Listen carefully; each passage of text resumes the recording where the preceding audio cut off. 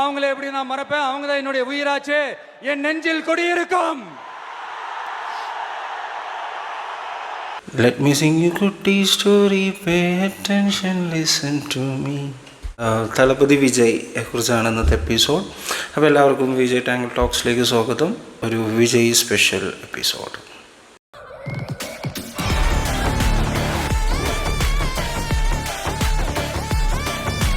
1974 വിജയ് ജനിക്കുന്നത്. അത് കഴിഞ്ഞിട്ട് പുള്ളിയുടെ ഫാദർ അറിയാം, എസ് എ ചന്ദ്രശേഖർ. പുള്ളിയൊരു റിനൗഡ് ഫിലിം ഡയറക്ടറാണ്. ഈ സിനിമയിലോട്ടുള്ള എൻട്രി വിജയ്ക്ക് കുറച്ച് ഈസി ആയിരുന്നു, കമ്പാരിറ്റീവ്ലി ഈസിയാണ്. പുള്ളി ഒരു സെലിബ്രിറ്റി നെപ്പോ കിഡാണ്. പക്ഷേ നിലനിന്ന് പോവുക എന്ന് പറയുന്നത് ഒരിക്കലും ഇവിടെ മലയാളത്തിലോ ഹിന്ദിയിലൊക്കെ ഭയങ്കര ഈസിയാണ്. ഒരു കഴിവുള്ള ഇപ്പോൾ ഒരു ഹിന്ദിയിലും ഉണ്ട്. ബട്ട് മലയാളത്തിലും കുറച്ച് പാടാണ്, തമിഴിൽ ഭയങ്കര പാടാണ്. അത്ര ഈസി ആയിരുന്നില്ല. വിജയ് ആവുക എന്ന് പറയുന്നത് അത്ര ഒരു ഈസി ടാസ്ക് ആയിരുന്നില്ല. കാര്യം പെങ്ങളുടെ മരണം, അതിനുണ്ടായ ഷോക്ക് എന്നൊക്കെ ഒരു റിലീഫ് പോലെയാണ് സെറ്റുകളിൽ ചന്ദ്രശേഖർ ഈ കുഞ്ഞു വിജയനെ കൊണ്ടുപോയിക്കൊണ്ടിരുന്നത്. പുള്ളി വെട്രി എന്ന് പറയുന്ന മൂവിയിൽ ആക്ട് ചെയ്യിപ്പിക്കുന്നു ചൈൽഡ് ആർട്ടിസ്റ്റായിട്ട്. അങ്ങനെ 84 ഇറങ്ങിയ വെട്രി എന്ന് പറയുന്ന മൂവിയാണ്, വിജയകാന്തിൻ്റെ മൂവിയാണ് വിജയുടെ ആദ്യത്തെ മൂവി. 84 വെട്രി സിനിമയിൽ ആക്ട് ചെയ്ത് തുടങ്ങിയ വിജയ് അത് കഴിഞ്ഞിട്ട് 6 or 7 സിനിമകളിൽ ചൈൽഡ് ആർട്ടിസ്റ്റായിട്ട് വർക്ക് ചെയ്തു. അങ്ങനെ വിജയ് 1992 നാളെ തീർപ്പ് എന്ന് പറയുന്ന മൂവിയിലാണ് ആദ്യമായിട്ട് ഹീറോ ആയിട്ട് അഭിനയിച്ചത്. 18 years, 18 വയസ്സിൽ. അന്നത്തെ ഒരു ഫേമസ് മാഗസീൻ എഴുതിയത്, ഈ മുഖം കാണാനാണോ ഞങ്ങൾ ടിക്കറ്റ് എടുത്ത് തിയേറ്ററിൽ കയറണം എന്നാണ്. ഭീകരമായ ബോഡി ഷേമിങ്ങും കളിയാക്കലും ആ സിനിമ നന്നായിട്ട് വർക്ക് ആയതുമില്ല. അപ്പോൾ അങ്ങനെയുള്ള അവസ്ഥയിൽ നിന്നും അപ്പം നിർത്തി പോകേണ്ട ഒരു മനുഷ്യൻ പിന്നെയും മുന്നോട്ട് തന്നെ പോയി. പിന്നെ 1993 വിജയകാന്തിൻ്റെ ഒപ്പം, ക്യാപ്റ്റൻ വിജയകാന്തിൻ്റെ ഒപ്പം സെന്തൂര പാണ്ഡി എന്ന് പറയുന്ന മൂവിയിൽ വിജയ് നായകനോളം പോകുന്നൊരു റോൾ ചെയ്തു. പക്ഷേ അതും വർക്കൗട്ടായില്ല. 1994 രസികൻ എന്ന് പറയുന്ന മൂവിയിലാണ് വിജയ്ക്ക് ഇളയ ദളപതി എന്നുള്ളൊരു പട്ടം വന്നത്. ഓക്കെ, 1995 ദേവ രാജാവിൻ പാർവയിലെ വിഷ്ണു ആൻഡ് ചന്ദ്രലേഖ. ഈ 4 സിനിമയും 1996 5 സിനിമകൾ റിലീസ് ചെയ്തു. കോയമ്പത്തൂർ മാപ്പിളെ, പൂവേ ഉനക്ക, വസന്തവാസ, മാമ്പുനികു മാധവൻ ആൻഡ് സെൽവ. പൂവേ ഉനക്കാകെയാണ് ഈ 5 വർഷം 92 മുതൽ ഈ 96 വരെയുള്ള ഈ കാലം അത്രയും വിജയ് എക്സ്പെക്റ്റ് ചെയ്ത ഒരു വിജയം പൂവേ ഉനക്കാക എന്ന് പറയുന്ന മൂവിയിലാണ്. 1997 മൊത്തം 5 സിനിമകൾ പിന്നെ റിലീസ് ചെയ്തു. കാലമെല്ലാം കാത്തിരിപ്പേൻ, ലവ് ടുഡേ, വൺസ് മോർ, നേർക്കുനേർ, കാതലിക്ക് മര്യാദ. ഈ 5 സിനിമയിൽ കാലമെല്ലാം കാത്തിരിപ്പേ മാത്രമാണ് ഒന്ന് പിന്നോട്ട് പോയത്. ഈ നേർക്കുനേർ എന്ന മൂവി നിങ്ങൾ കണ്ടിട്ടുണ്ടാവും, അല്ലെങ്കിൽ അതിലൊരു ഇൻട്രസ്റ്റിംഗ് ഫാക്റ്റ് ഉണ്ട്. വിജയും സൂര്യയും ആദ്യമായിട്ട് അഭിനയിച്ച, സൂര്യ ആദ്യമായിട്ട് അഭിനയിച്ച സിനിമയാണ് നേർക്കുനേർ. 1997 ഇറങ്ങിയ കാതലിക്ക് മര്യാദ, അനിയത്തി പ്രാവ്, കുഞ്ചാക്കോവിനും ശാലിനി അഭിനയിച്ച സിനിമയുടെ ഒഫീഷ്യൽ റീമേക്കാണ്. ഫാസിൽ തന്നെ ഡയറക്റ്റ് ചെയ്ത കാതലിക്ക് മര്യാദ. ഈ സിനിമയ്ക്കാണ് കലൈമാമണി അവാർഡ് കിട്ടുന്ന വിജയ്ക്ക് 1997 കാതലിക്ക് മര്യാദ. 1998 3 സിനിമകൾ വന്ന നിനൈത്തേ വന്താൻ, പ്രിയമുടൻ ആൻഡ് നിലാവേവ. പക്ഷേ കാതലിക്ക് മര്യാദയുടെ ഒരു ഹ്യൂജ് സക്സസ്സിന് ശേഷം ഈ 3 സിനിമകളും നന്നായിട്ട് പെർഫോം ചെയ്തു. ഈ 98 ഈ 3 സിനിമകളും കഴിഞ്ഞപ്പോഴാണ് ആൾക്കാർക്കൊരു ട്രസ്റ്റ് വന്നു തുടങ്ങിയത്. അല്ലെങ്കിൽ വിജയ് ഓക്കെ, ഈ ആളുടെ സിനിമയ്ക്ക് നമുക്ക് പോയാൽ നമുക്കൊരു എൻ്റർടൈൻമെൻറ്റ് വാല്യൂ വരുന്നുണ്ട്. അല്ലെങ്കിൽ പക്ഷേ നമ്മൾ കേരളത്തിലെ ഓഡിയൻസ് അക്സെപ്റ്റ് ചെയ്ത് തുടങ്ങുന്നത് എഴിൽ ഡയറക്റ്റ് ചെയ്ത തുള്ളാത്ത മനവും തുള്ളും എന്ന് പറയുന്ന സിനിമയിലാണ്. ഒരു ഹ്യൂജ് സക്സസ് ആയിരുന്നു ഇങ്ങ് കേരളത്തിലും തമിഴ്നാട്ടിലും, പിന്നെ പറയണ്ട. ആ കൊല്ലം ഇറങ്ങിയ വേറെ 3 സിനിമയുണ്ട്, രണ്ടും കാതൽ, മിൻസാരക്കണ്ണ ആൻഡ് നെഞ്ചിനിലെ. ഈ 3 സിനിമകളും ഈ വലിയൊരു ഹിറ്റിലോട്ട് പോയിട്ടില്ല. അടുത്തത് കണ്ണുക്കുൾ നിലവെന്ന് പറയുന്നൊരു സിനിമ വന്നു. ഫാസിൽ തന്നെ റീമേക്ക് ചെയ്ത ഒരു മൂവിയാണ്. ഈ ഒരു പോയിന്റ് ഞാൻ പറയാം, പുള്ളിയുടെ റീമേക്ക് സിനിമകൾ ഇപ്പോൾ ഈ പറയുന്ന ജനനായകൻ റീമേക്കാണെന്ന് പറഞ്ഞിട്ട് ഒരുപാട് പേര് ഇങ്ങനെ വിഷമിക്കുന്നത് കണ്ടു, അല്ലെങ്കിൽ ഇങ്ങനെ പോസ്റ്റൊക്കെ ഇടുന്നത് കണ്ടു, കളിയാക്കുന്നത് കണ്ടു. ബാലയ്യയുടെ മൂവിയാണോ? എടോ, ബാലയ്യയുടെ മൂവി ആയിക്കോട്ടെ, ആരുടെ മൂവി ആയിക്കോട്ടെ, പുള്ളിക്കുണ്ടായ കുറേ ഹിറ്റുകൾ റീമേക്കാണ്. അത് പുള്ളിയുടെ സ്റ്റൈല് ചെയ്തിട്ടാണ് അതൊക്കെ ഹിറ്റായിട്ടുള്ളത്. എപ്പോൾ ഇറങ്ങിയാലും അന്നാണ് പൊങ്കൽ. ജനനായകൻ ഇറങ്ങുന്ന ദിവസമാണ് നമുക്ക് പൊങ്കൽ, നമ്മൾ പോയി കാണും. ഓക്കെ, അപ്പോൾ കണ്ണുക്കുൾ നിലവിന് ശേഷമാണ് എസ് എ സൂര്യ വിജയ്ക്ക് കൊടുത്ത ഗംഭീര ഹിറ്റാണ് ഖുഷി. ഖുഷിയിലെ സോങ്സ് ആയാലും, അതെ, ഒരു സോങ് ഉണ്ടല്ലോ, ഓക്കെ, ആ സോങ് ആയാലും ഞാൻ മാറ്ററിന്ന് പോയടാ. ഓക്കെ, അങ്ങനെ ഖുഷിയുടെ ഒരു വലിയൊരു സക്സസ്സിന് ശേഷം പ്രിയമാനവളെ, അതും പ്രതീക്ഷ പോലെ തന്നെ വലിയ ഹിറ്റായിരുന്നു. അത് കഴിഞ്ഞ് 2001 3 സിനിമകൾ ഇറങ്ങി. ഒന്ന് ഫ്രണ്ട്സ്, മലയാളം ഫ്രണ്ട്സിൻ്റെ ഒഫീഷ്യൽ റീമേക്ക് തന്നെ, ഭയങ്കര ഹിറ്റായിരുന്നു. ഇവിടുത്തെ പോലെ തന്നെ വലിയ ഹിറ്റാണ് ഫ്രണ്ട്സ് തമിഴ്നാട്ടിലും. ആ വർഷം തന്നെയാണ് ഷാജഹാൻ വന്നത്. ഈ 98 മുതൽ കാതലിക്ക് മര്യാദയ്ക്ക് ശേഷം ഒരു 3 സിനിമ അങ്ങനെ ഒന്ന് താന്നു പോയത് കഴിഞ്ഞാൽ പിന്നെ ഈ മനുഷ്യൻ തൊടുന്നൊക്കെ ഹിറ്റാണ്. 2001 തന്നെയാണ് ഈ തമ്മുടു എന്ന് പറയുന്ന രവി തേജയുടെ ഒരു സിനിമ റീമേക്ക് ചെയ്തിട്ട് ബദ്രി ഇറങ്ങുന്നത്. ബദ്രിയുടെ കാര്യം അറിയാലോ. ബദ്രി ഒരു വലിയ കൊമേഴ്ഷ്യൽ സക്സസ് ആയിരുന്നു, ഹ്യൂജ് സക്സസ് ആയിരുന്നു. ഷാജഹാനും അതെ 2001 വലിയ ഹിറ്റായി. അപ്പോൾ 2001 3 സിനിമകളും, ഈ ഫ്രണ്ട്സും ഈ ബദ്രിയും ആൻഡ് ഷാജഹാൻ, 3ഉം ഹാട്രിക് ഹിറ്റായിരുന്നു, ഗംഭീരം. 2001 ചുമ്മാ കിഴിച്ചിട്ടായി. 2002 തമിഴൻ എന്ന് പറയുന്ന ഒരു മൂവി ഇറങ്ങി. ഒരു ആവറേജ് അല്ലെങ്കിൽ ബിലോ ആവറേജ് ഹിറ്റിലോട്ട് ഒതുങ്ങിപ്പോയി. ഓക്കെ, അത് കഴിഞ്ഞിട്ട് ചിരുനുബോധ എന്ന് പറയുന്ന ഒരു സിനിമയുടെ റീമേക്കാണ് ആയിട്ട് വന്ന സിനിമയാണ് യൂത്ത്. അന്നത്തെ പാട്ടുകളും അന്നത്തെ ട്രെൻഡ് സെറ്ററാണ്. ഇന്നും നമ്മൾ ആൾക്കാർ യൂത്തിന് ഇഷ്ടപ്പെടുന്ന ഒരു സിനിമയാണ് യൂത്ത്. അത് കഴിഞ്ഞിട്ടാണ് ഈ മാസ് അല്ലെങ്കിൽ പുള്ളി ഒരു ആക്ഷൻ പരിപാടികളൊക്കെ തുടങ്ങുന്നത് ബദ്രി മുതലായിരിക്കാം. അതിൻ്റെ ഒരു വേറൊരു സാധനമാണ് ഭഗവതി. പക്ഷെ ഭഗവതി ഈ പ്രതീക്ഷ ഒരു വിജയമൊന്നും ആയില്ല. അത് കഴിഞ്ഞിട്ടാണ് വസീകര എന്ന് പറയുന്ന സിനിമ വരുന്നത്.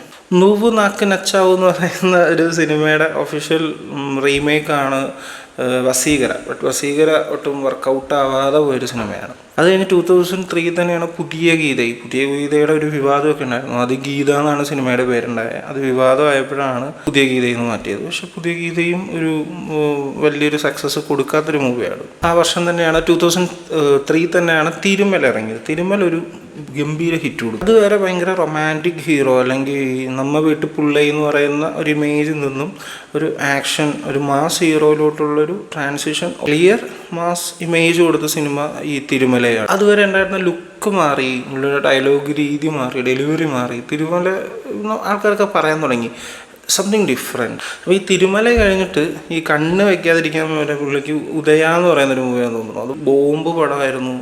പക്ഷേ അതിനൊരു കംബാക്ക് ഉണ്ട്. വീഴ്ചയ്ക്ക് ശേഷം തിരിച്ചു വന്നത് ഇന്നും കൾട്ട് ക്ലാസിക്കായിട്ട് ഈ ലിസ്റ്റിൽ തന്നെ എൻ്റെ ഏറ്റവും ഫേവറേറ്റ് മൂവിയായ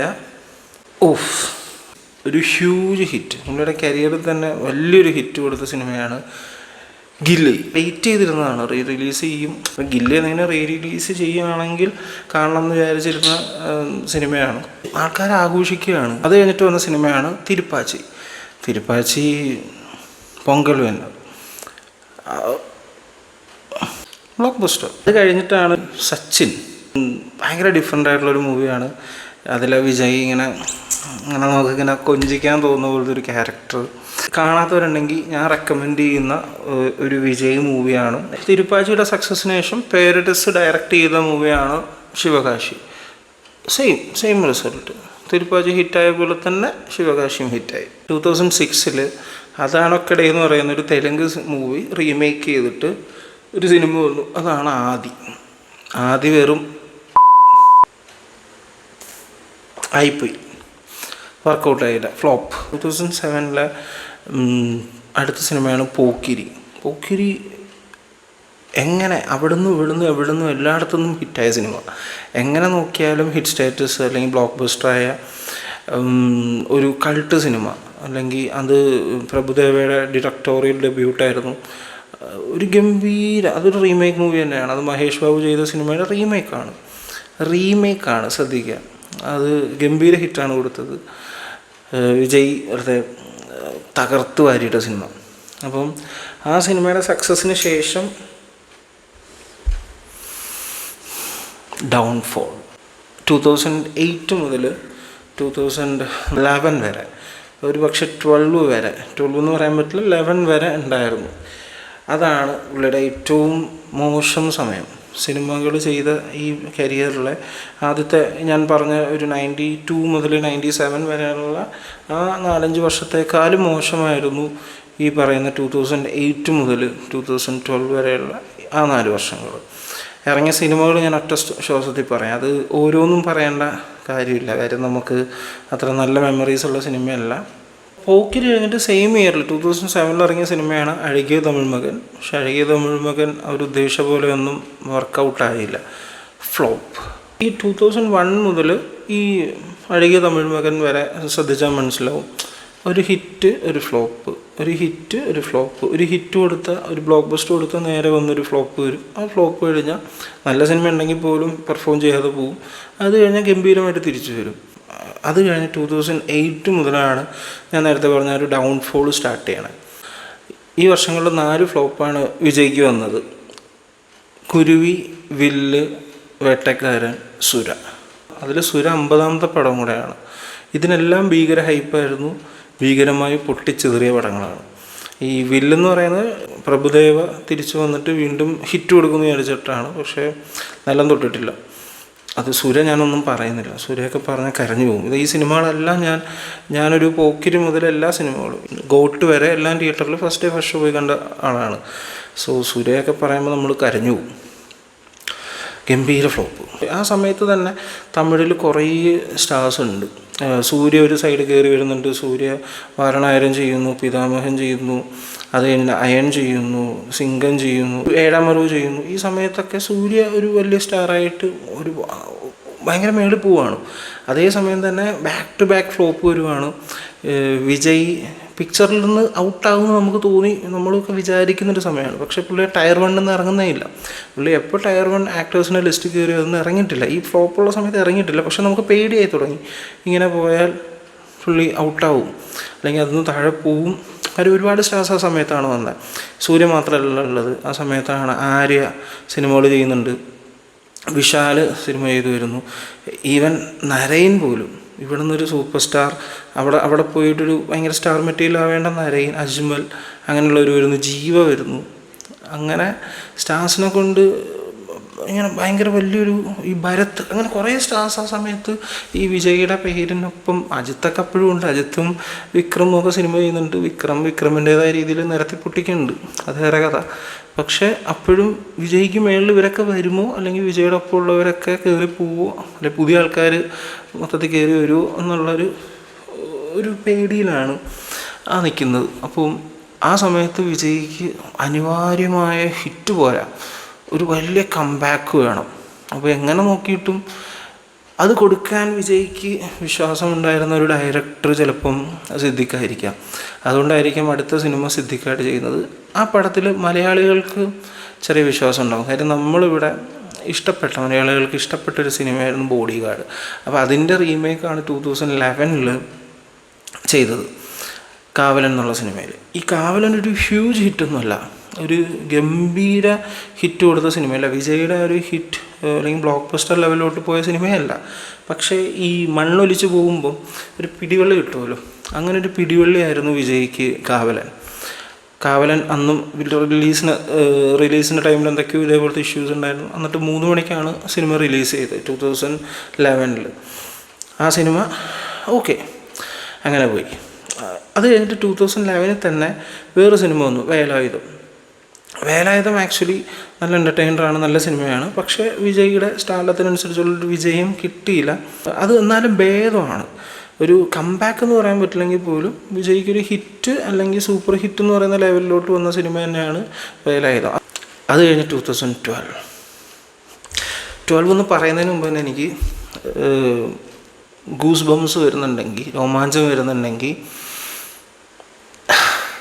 ഓക്കെ 2012 ഈ 3 ഇഡിയറ്റ്സിൻ്റെ റീമേക്കായിട്ട് 2012 വന്ന സിനിമയാണ് നൻപൻ എന്ന് പറഞ്ഞാൽ ഇതുവരെ ഉള്ളതൊക്കെ മറക്കാം.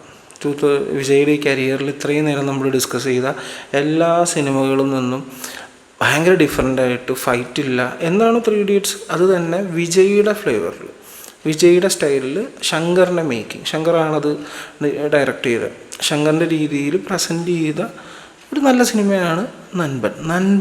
കൈ നീട്ടി എല്ലാവരും സ്വീകരിച്ചു. വിജയുടെ കംബാക്ക് ഈസ് നൻപൻ. പക്ഷേ കഥ പൂർത്തിയായിട്ടില്ല. കംബാക്കിൻ്റെ കഥ പറയണമെങ്കിൽ ഒരു സിനിമ കൂടെ പറയണം. 2012 തന്നെ AR മുരുകദോസ് വേറൊരു രീതിയിൽ വിജയനെ പ്രസൻറ്റ് ചെയ്തു.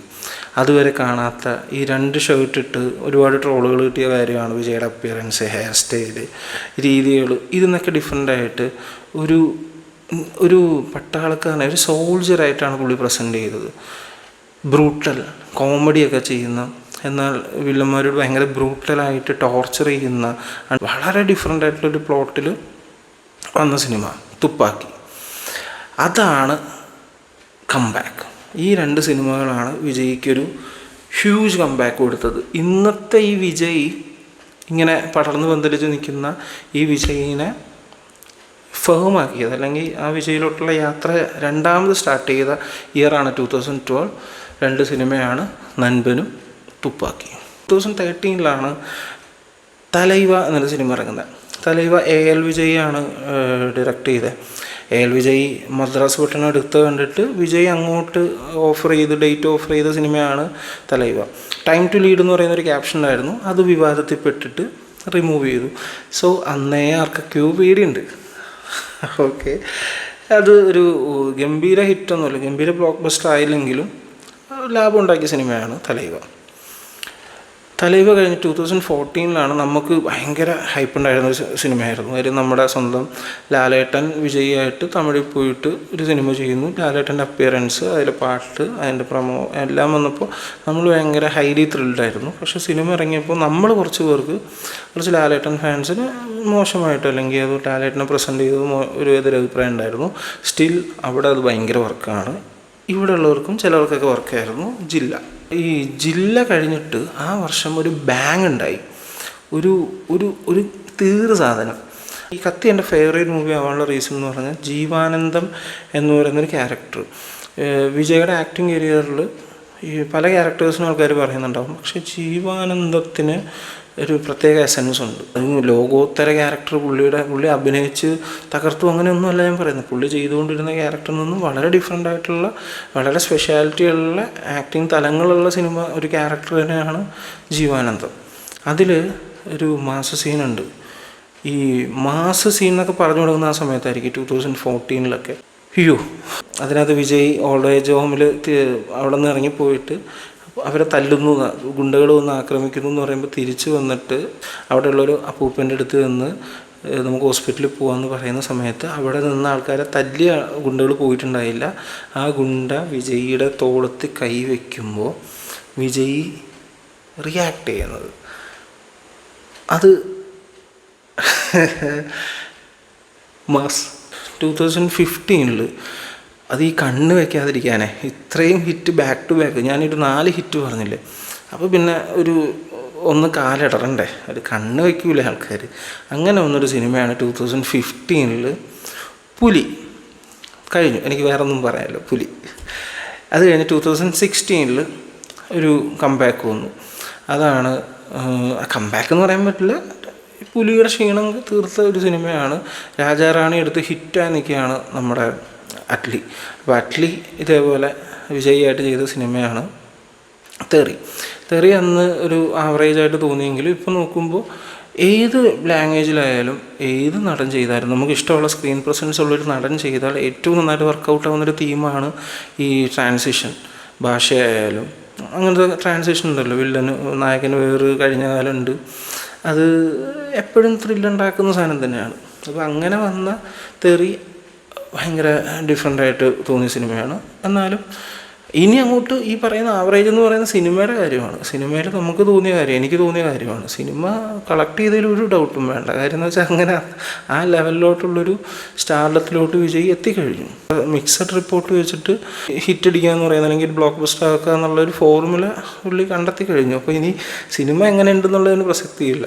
2017 2 സിനിമ ഇറങ്ങി. ഒന്ന് ഭൈരവയുടെ പ്രശ്നം എന്ന് പറഞ്ഞാൽ, ഭൈരവ ഈ പഴയ വിജയുടെ സിനിമയുടെ ഫോർമുലയിൽ വന്ന ഒരു സിനിമയാണ്. ആ വിഗ് കണ്ടാൽ അറിയാം ആ സിനിമ വർക്കൗട്ട് ആവില്ല എന്നുള്ളത്. ഈ അടുത്തിറങ്ങിയ രാജാ സാബ് എന്ന് പറയുന്ന സിനിമയുടെ ട്രെയിലർ കണ്ടപ്പോൾ എൻ്റെ ഫ്രണ്ടിന് ഞാൻ ഇൻസ്റ്റാഗ്രാമിൽ മെസ്സേജ് അയച്ചു, ആ സ്ക്രീൻഷോട്ട് വെച്ചിട്ട്, ഈ സിനിമ ഇങ്ങനെ മുഖം കണ്ടാൽ പൊട്ടുന്നുള്ളത് സഞ്ജയ് ദത്തിൻ്റെ, അത് ഞാനിവിടെ എവിടെയെങ്കിലും വെക്കാം. ഓക്കെ, അതേപോലെ തന്നെ വിജയുടെ വിഗ് കണ്ടിട്ട് പ്രഡിക്റ്റ് ചെയ്ത സിനിമയാണ് ഓക്കെ. പക്ഷേ ആ സിനിമയും ഓക്കെ രക്ഷപ്പെട്ടു പോയി എന്നാണ് തോന്നുന്നത്. അത് കഴിഞ്ഞിട്ടാണ് ആ വർഷം തന്നെ അറ്റ്ലിയായിട്ട് പിന്നെയും ഒരു സിനിമ ചെയ്യുന്നത്, മെർസൽ. മെർസൽ തിയേറ്ററിൽ ഭയങ്കര റെസ്പോൺസായിരുന്നു. ഭയങ്കര റെസ്പോൺസ് പറഞ്ഞാൽ പിള്ളേർ ആഘോഷിക്കുകയാണ്. 3 ക്യാരക്ടേഴ്സ് ഉണ്ട്. സിനിമ പഴയ സോപ്പ് കഥയാണ്, ബട്ട് എന്തൊക്കെ പറഞ്ഞാലും ആ സെലിബ്രേഷൻ മൂഡിലായിരുന്നു സിനിമ. മെർസൽ സിനിമയിലാണ് ഈ തളപതി എന്ന് പറയുന്ന ഒരു വേർഡ്, അല്ലെങ്കിൽ തളപതി എന്ന് ആൾക്കാരെ അഡ്രസ്സ് ചെയ്ത് തുടങ്ങുന്നത് മെർസൽ എന്ന് പറയുന്ന സിനിമയിലാണ്. ഈ മുരുകദോസായിട്ട് വീണ്ടും മൂന്നാമത് ഒന്നിച്ച സിനിമയാണ് സർക്കാർ. വർക്കായില്ല. സർക്കാർ എന്തോ എവിടെയോ ഒരു പാളിച്ചുണ്ട്, അതെന്താണെന്നൊന്നും മനസ്സിലായില്ല. പക്ഷേ പാട്ടുകൾ ഏറെ ഉമ്മനാണ് ചെയ്തത്. നല്ല പാട്ടുകളുണ്ട്, പക്ഷേ അതൊക്കെ ഫ്യൂച്ചറിക് മ്യൂസിക്കാണെന്ന് പറഞ്ഞാൽ ആരും ആ പാട്ടുകളെയും സ്വീകരിച്ചില്ല. മൊത്തത്തിൽ ഒരു മാച്ചോ ലുക്കൊക്കെ ആയിരുന്നു വിജയ്ക്ക്. ഒരു പ്ലേ ബോയ്, അങ്ങനത്തെ ഒരു CEO ആ ടൈപ്പാണ്. പക്ഷെ അത് വർക്കൗട്ടായില്ല. എന്താണ് അതിൻ്റെ കാരണം എന്നറിയില്ല, സിനിമ വർക്കൗട്ടായില്ല. അത് കഴിഞ്ഞ് 19 പുള്ളി തിരിച്ചു വന്നു. ബിഗിലെ രായപ്പൻ എന്ന് പറയുന്ന ക്യാരക്ടർ നമുക്ക് എല്ലാവർക്കും അറിയാം. ഭയങ്കര ഒരു കൾട്ട് സ്റ്റാറ്റസ് ഉള്ള ക്യാരക്ടറാണ്, ഭയങ്കര ഫാൻസുള്ള ക്യാരക്ടറാണ്. അതിൽ ഡബിൾ റോളായിരുന്നു. സിനിമ ഭയങ്കര ഹിറ്റായിരുന്നു. ലോജിക്കൽ പ്രശ്നമൊക്കെ ഉണ്ട്, അറ്റ്ലിയുടെ മൂവിയിൽ അതുണ്ടാവും. പക്ഷേ വിജയ് എന്ന് പറയുന്ന ഒരു സ്റ്റാറിനെ മാക്സിമം യൂസ് ചെയ്ത് പിഴിഞ്ഞെടുക്കുന്ന, മൊത്തം ഒന്ന് ആലോചിച്ച് നോക്കുക, 5 ക്യാരക്ടറായി 2 പടത്തിൽ. മെർസലിൽ 3 ക്യാരക്ടർ, ഇതിൽ 2 ക്യാരക്ടർ, 5 ക്യാരക്ടറാണ് പുള്ളി 2 പടത്തിൽ വിജയനെ കൊണ്ട് ചെയ്യിപ്പിച്ചത്. മാക്സിമം ഉപയോഗിക്കുന്നുണ്ട് സ്റ്റാർഡത്തിന്. ആൻഡ് അറ്റ്ലി എനിവേ വിജയനെ ഏറ്റവും കൂടുതൽ പണിയെടുപ്പിച്ച ഒരാളാണ് അറ്റ്ലി. ഈ വർഷങ്ങളിൽ വിജയുടെ സിനിമ ഇറങ്ങാത്ത ഒരേ ഒരു വർഷം 2020 ആയിരുന്നു. അത് കൊറോണ ഉള്ളതുകൊണ്ടാണ്. അത് കഴിഞ്ഞ് 2021 മാസ്റ്റർ ഇറങ്ങുന്നത്. ഒരു ഗ്ലിംസൊക്കെ പുള്ളി പൊളിറ്റിക്സിലോട്ട് ഇറങ്ങുന്നു എന്നുള്ള ഗ്ലിംസ് ഈ ടൈമിലൊക്കെയാണ് വന്നു തുടങ്ങുന്നത്, ബിഗിൽ കഴിഞ്ഞിട്ട്. അത് കഴിഞ്ഞിട്ട് പിന്നെ കൊറോണയായി, ഷട്ട് ഡൗണായി. മാസ്റ്റർ അപ്പോഴും ഷൂട്ട് തുടങ്ങിയിട്ടുണ്ടായിരുന്നു, പക്ഷേ റിലീസ് ചെയ്യുന്നില്ല.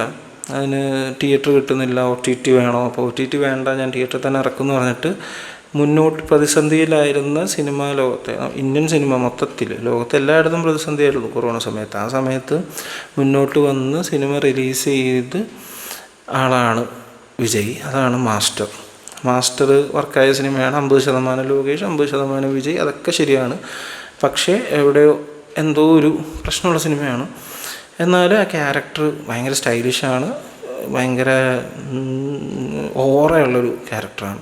വീണ്ടും നമ്മൾ ഈ ഇയർപോഡൊക്കെ ട്രെൻഡായി വരുന്ന സമയത്ത് ഇതൊക്കെ ഔട്ടായി തുടങ്ങി. ഈ നമ്മുടെ വയേർഡ് സാധനം, ഈ വയേർഡ് ഹെഡ്സെറ്റ് ഔട്ടായി തുടങ്ങി. ഇതല്ല, ഒരു വെള്ള ഹെഡ്സെറ്റാണ് അതിൽ വിജയ് യൂസ് ചെയ്യുന്നത്. അപ്പോൾ ഈ വയേർഡ് ഹെഡ്സെറ്റ് വീണ്ടും ട്രെൻഡാക്കിയത് വിജയ് ആയിരിക്കും. സോ അതിലെ മാസ്റ്റർ ബ്ലാസ്റ്റർ എന്നൊക്കെ പറയുന്ന പാട്ടും, പിന്നെ ഞാൻ ഈ ഇൻട്രോയിൽ പാടിയ പാട്ട് കുട്ടി സ്റ്റോറി എന്ന് പറയുന്ന മോട്ടിവേഷണൽ സാധനമൊക്കെ ഒരു ഗംഭീര സാധനം തന്നെയാണ്. എന്നാൽ പോലും എവിടേക്കോ ഒരു സാറ്റിസ്ഫാക്ഷൻ കിട്ടാതെ പോയ സിനിമയാണ് എനിക്ക് മാസ്റ്റർ. കഴിഞ്ഞിട്ട് അടുത്ത് വരുന്ന സിനിമയാണ് 2022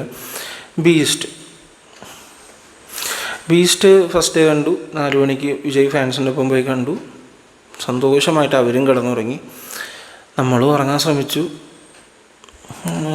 സിനിമ ഇപ്പോഴും ഇഷ്ടപ്പെടുന്നവരുണ്ട് കേട്ടോ. ആ സിനിമ നല്ലൊരു പ്ലോട്ടായിരുന്നു, ചെറിയൊരു ഭയങ്കര ഇൻട്രസ്റ്റിംഗ് ത്രെഡായിരുന്നു. ബട്ട് എങ്ങനെയോ എന്തോ കാര്യം കൊണ്ടതും പാളിപ്പോയതാണ്.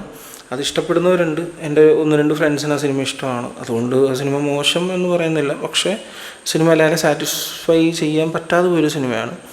എന്നാലും അനിരുദ്ധിൻ്റെ മ്യൂസിക്കും ടാന ആ വരവും, ആ ഫ്ലെക്സ് കീറിയിട്ട് ഒരു ചെറിയ കൈക്കോടാലിയായിട്ട് ആ കൊച്ചിൻ്റെ അടുത്തോട്ട് വന്ന് തീവ്രവാദിയുടെ തലവെട്ടുന്ന സീൻ, ട്രോളുമായിരിക്കാം. എഗെയിൻ നിങ്ങൾ എല്ലാവരും ട്രോളുന്ന സീനായിരിക്കാം, അല്ലെങ്കിൽ ആ സിനിമയുടെ പേര് ട്രോളാം. പക്ഷെ ആ മനുഷ്യൻ്റെ സ്ക്രീൻ പ്രസൻസിനെയും ഓവറേനെയും തൊട മുടിയാതെ. ഓക്കെ, അത് കഴിഞ്ഞ് 2023 വാരിസ് ഇറങ്ങുന്നു. വാരിസ് ആ വീട് കാണുമ്പോൾ തന്നെ നമുക്കറിയാം സ്നേഹം, പാസം. എന്തായാലും ആ ട്രെയിലറിലും ഒക്കെ അവർ പറഞ്ഞത് അത് തന്നെയാണ്. അതൊരു ഫാമിലി മൂവിയാണ്, ഒരു ഹൈ ബജറ്റ് സീരിയൽ. അങ്ങനെയുള്ള സിനിമ തന്നെയാണ് വാരിസ്. വാരിസ് എനിക്ക് വർക്കൗട്ടാകാത്ത സിനിമയാണ്. എന്നാൽ പോലും വിജയ് എന്ന് പറയുന്നൊരു താരത്തിനെ കണ്ടുകൊണ്ടിരിക്കാൻ ഇഷ്ടമുള്ളവർക്ക് ഇപ്പോഴും ഒരു ട്രീറ്റ് എന്ന സിനിമ തന്നെയാണ് വാരിസ്. വാരിസും കളക്ട് ചെയ്ത മൂവി തന്നെയാണ്. അത് കഴിഞ്ഞിട്ടാണ് മോസ്റ്റ് ആൻറ്റിസിപ്പേറ്റഡ് മൂവി. രണ്ട് രീതിയിലാണ്. ഒന്ന് LCയുടെ ഭാഗമാണോ അല്ലയോ എന്നുള്ള കൺഫ്യൂഷൻ. വിജയ് ലോകേഷും രണ്ടാമത് വരുന്ന സിനിമ, മാസ്റ്റർ കഴിഞ്ഞിട്ട് വരുന്ന സിനിമ എന്ന് പറയുന്ന രീതിയിലുള്ള ഹൈപ്പ്. ഈ രണ്ട് ഹൈപ്പ് കൊണ്ട് ഞാൻ ഇത്രയും നാൾ വിജയുടെ സിനിമയിൽ ഫസ്റ്റ് ഡേ കണ്ടിട്ട് ഞാൻ സ്ട്രഗിൾ ചെയ്ത് ടിക്കറ്റ് കിട്ടാൻ ബുദ്ധിമുട്ടി കണ്ട ഒരേ ഒരു സിനിമയാണ് ലിയോ. ഞാൻ ഒരുപാട് ബുദ്ധിമുട്ടിയിട്ടാണ് എനിക്ക് 4 മണിയുടെ ടിക്കറ്റ് ഒന്ന് കിട്ടിയത്. സിനിമ കണ്ടപ്പോൾ ഞാൻ പേഴ്സണലി ഭയങ്കര ഹാപ്പിയാണ്. അതിലിപ്പോൾ എല്ലാവരും പറയുന്ന സെക്കൻഡ് ഹാഫിലെ പാളിച്ച, അത് എനിക്കത് വലിയ മോശമായിട്ടൊന്നും തോന്നിയില്ല. ഓക്കെ, അതൊക്കെ എക്സ്പെക്റ്റ് ചെയ്ത് തന്നെയല്ലേ നമ്മൾ പോകണം. അല്ലാതെ ഫസ്റ്റ് ഹാഫിനോളം തന്നെ മികച്ച സെക്കൻഡ് ഹാഫ് അങ്ങനെയൊന്നുമില്ല. ഞാനങ്ങനെ രണ്ടായിട്ട് തരം തിരിച്ചല്ല സിനിമകൾ കാണുന്നത്. എനിക്കൊറ്റ സിനിമയായിട്ടാണ് എല്ലാം തോന്നാറ്, ഒറ്റ കഥ. അങ്ങനെ നോക്കുമ്പോൾ ഞാൻ ഭയങ്കര സാറ്റിസ്ഫൈഡ് ആയ മൂവിയാണ് ലിയോ. ലിയോ 2 വരുമോ എന്നറിയില്ല, വരില്ല, 99% വരില്ല. ഒരു പെർസെൻറ്റേജെങ്കിലും ചാൻസ് ഉണ്ടെങ്കിൽ വരട്ടെ. ഒരു അനൗൺസ്മെൻറ്റ് വന്നു. എൻ്റെ ഫേവറേറ്റ് ഡയറക്ടറാണ് വെങ്കട് പ്രഭു. അപ്പോൾ ഞാൻ ആദ്യം മുതലേ വിചാരിക്കുന്ന സാധനമാണ് വെങ്കട് പ്രഭുവും വിജയും കൂടെ ഒരു സിനിമ വന്നാൽ ഗംഭീരമാകും. ആ സമയത്ത് തന്നെയാണ് പുള്ളിയുടെ റിട്ടയർമെൻറ്റിനെ കുറിച്ച് ഇങ്ങനെ കുറച്ച് വാർത്തകളൊക്കെ വരുന്നത്. സോ സെക്കൻഡ് ലാസ്റ്റ് മൂവിയാണിത് എന്നും ഒരു സിനിമയും കൂടെ ചെയ്യുള്ളൂ എന്നുള്ളൊരു അനൗൺസ്മെൻറ്റ് ഒഫീഷ്യലി വന്നതിന് ശേഷമാണ് ഇതിനൊക്കെ കൂടുതൽ ശ്രദ്ധിക്കാൻ തുടങ്ങിയത്. അപ്പോൾ നമ്മൾ വിചാരിക്കുന്നത് എന്താ, വെങ്കട് പ്രഭുവിൻ്റെ മാക്സിമം ഇട്ട് പുള്ളിക്ക് ഒരു വലിയ ട്രിബ്യൂട്ട് കൊടുത്ത് ആ ലെവലിലോട്ടൊരു സാധനം ഉണ്ടാക്കും എന്നല്ലേ. വെങ്കട് പ്രഭുവിൻ്റെ ഏറ്റവും മോശം സിനിമ അത് ഗോട്ടായിരുന്നു. വിജയുടെ അതും കളക്ട് ചെയ്ത സിനിമയാണ്. ഞാൻ പറഞ്ഞല്ലോ, അതിൻ്റെ ഹിറ്റ് സ്റ്റാറ്റസ് ഒന്നും പിന്നെ ഇനി അങ്ങോട്ട് നോക്കേണ്ട കാര്യമില്ല. ഒരു സമയം എത്തിയപ്പോൾ ഞാൻ പറഞ്ഞില്ല, അതിന് പ്രസക്തിയില്ല. കാര്യമെന്ന് വെച്ചാൽ എല്ലാം കളക്ട് ചെയ്യുന്ന മൂവി തന്നെയാണ്. ഇതും കളക്ട് ചെയ്തിട്ടുണ്ട്. വാരിസ് ആയിരിക്കും കുറച്ച് കുറഞ്ഞ് കളക്ട് ചെയ്തിട്ടുണ്ടാവുക. പക്ഷേ ഈ സിനിമയും കളക്ട് ചെയ്തു. പക്ഷേ കുറേ ലോജിക്കൽ ഇഷ്യൂസ് അതിൽ വിജയ് AI അല്ലെങ്കിൽ വിജയ് DAging ആയിട്ടൊക്കെ ചെയ്ത് ഗംഭീര പെർഫോമൻസ് ചെയ്തിട്ടുണ്ട്. എന്നാൽ പോലും ആ സിനിമ നോട്ട് അപ് ടു മാർക്ക്. ഒരിക്കലും ഞാൻ ഹാപ്പിയല്ല. വെങ്കട് പ്രഭുവിനോട് നല്ല ദേഷ്യമുണ്ട് എനിക്ക്. അങ്ങനെ ഒരു സ്റ്റാറിനെ കിട്ടിയിട്ട് പുള്ളിയുടെ സെക്കൻഡ് ലാസ്റ്റ് മൂവി ആണെങ്കിൽ കുറച്ചും കൂടെ എഫേർട്ട് ഇട്ട് സ്ക്രിപ്റ്റിലൊക്കെ ശ്രദ്ധിച്ച് ചെയ്യേണ്ടിയിരുന്നു. അത് എൻ്റെ വീഡിയോ 20 പേര് കൂടുതൽ കാണാറില്ല. പിന്നെ പുള്ളിയോട് ഇതൊക്കെ പറഞ്ഞിട്ട് കാര്യമൊന്നുമില്ല. ഞാനങ്ങ് പറഞ്ഞു പോയി, അത്രയേ ഉള്ളൂ. ഇനി 69th മൂവി ജനനായകൻ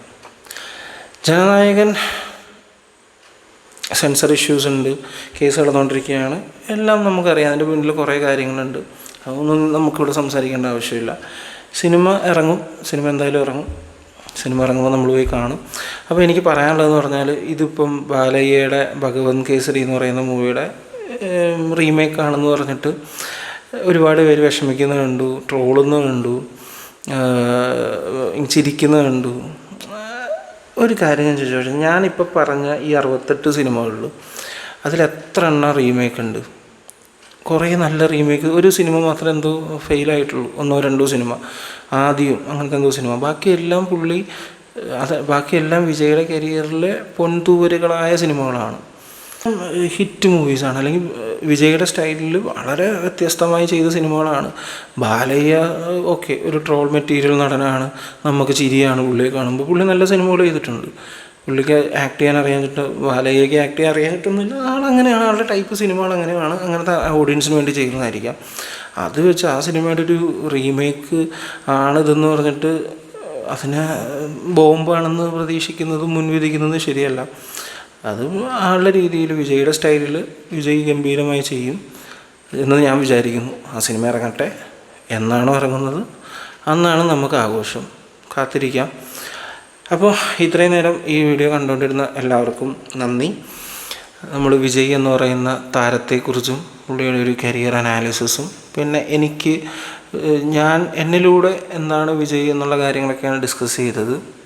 കരിയറിൻ്റെ അത്രയും ടോപ്പിൽ നിൽക്കുന്ന സമയത്ത് ഇങ്ങനെ ഡിസിഷൻ എടുത്തത് അവിടുത്തെ ജനങ്ങൾക്ക് വേണ്ടിയിട്ടാണ്. വിജയ്ക്ക് അത്രയും നാൾ ആൾക്കാർ കൊടുത്ത സ്നേഹം കൊടുത്ത അവിടുത്തെ ഫാൻസിന് വേണ്ടി തിരിച്ചെന്തെങ്കിലും ചെയ്യണം എന്നുള്ള മൈൻഡ് സെറ്റിലാണ് വിജയ് പൊളിറ്റിക്സിലോട്ട് പോകുന്നത്.